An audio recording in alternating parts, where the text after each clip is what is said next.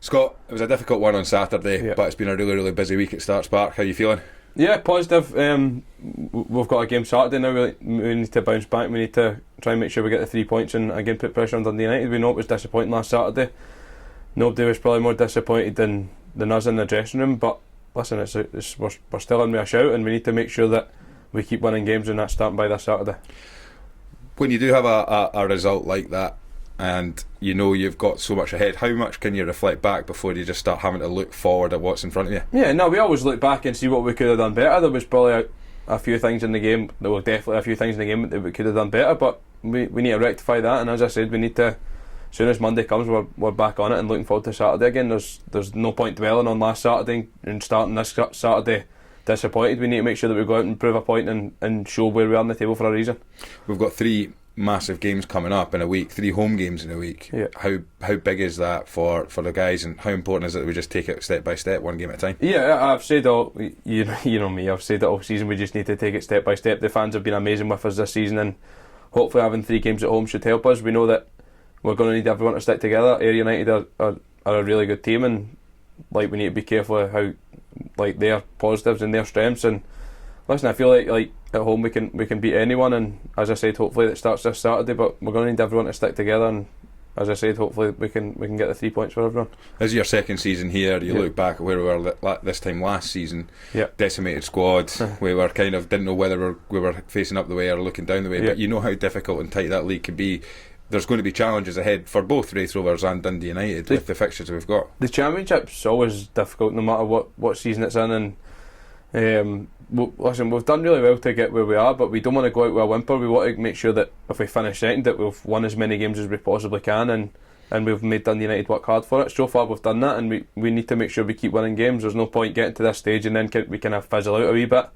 We know that if we don't get promoted, then automatically then we're going to be in the hunt with the playoffs, and we need to make sure that if, as I said, we don't get promoted automatically, then we're ready for that as well. So there's no point going into these last 5 games, 6 games disappointed with how we were last Saturday. We need to show the right attitude, and as we have done all season, I think that, listen, there's been bumps on the way. We've lost 6 games, I think it is now, and after every game we've really came back with a positive in the next game, and we need to make sure that we do that again this Saturday.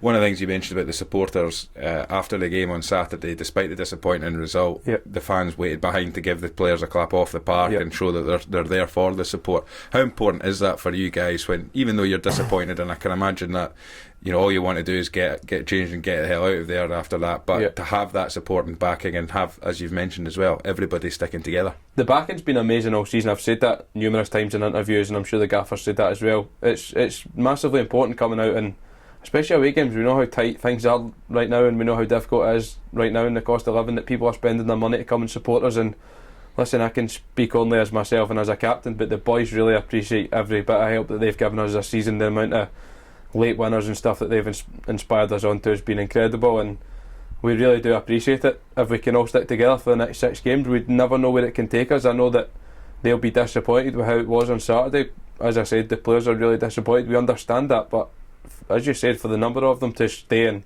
show their support for us at the end of the game was nice. It was good for us, because I think that it just shows that they still believe that we can do it, and shows in the dressing room that we need to also believe that we can still do it.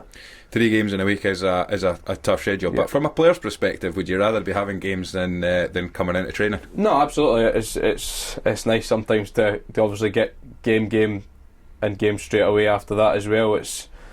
It's good if you're winning. It can sometimes be hard work if you're not winning, but again, it gives you a chance to bounce back. But we need to make sure that we're not bouncing back on Tuesday, and that we're after our 3 points having beaten Ayr on Saturday. And of course, as you said, it is that game against Ayr United. We've had some tough challenges up against them this season, with a couple of victories away, and they gave us a test here, the 4-4. I mean, what are we expecting from them? We know it's going to be tough. It'll be physical as well out there, I would imagine. And listen, Ayr are a good side. As I've said earlier, anyone in the Championship can beat anyone, and we need to be wary of their strengths and listen, turn up with the right attitude first and foremost, and work hard, and then I'm sure we'll get a few chances in the game, and hopefully we can take them and, as I said, get the 3 points. I've asked you a few times when you've been up in hospitality, are you calling yourself a centre half yet? No, never. It's been hard this season. Obviously, I've played probably the majority of the time out of position now, and I've never played centre half until I've got here. I played it a few times last season, but listen, I've said to you all along, no matter where the manager asks me to play, I'll play and I'll try and be the best I can. It's probably not my best position, I know that, but we've obviously had numerous injuries and stuff, and it's been difficult, but it's just one of the things that I've just got my head down and got on with, and tried to help the boys out as much as possible. Hopefully I'll be back in midfield at some point before the end of the season, hopefully. But listen, if it's centre half between now and the end of the season, that's what it is. I'll try my best no matter where I am on the pitch, and hopefully try and lead a wee bit by example. Well, thanks very much, Scott, and all the best for Saturday. No worries, thank you. Cheers.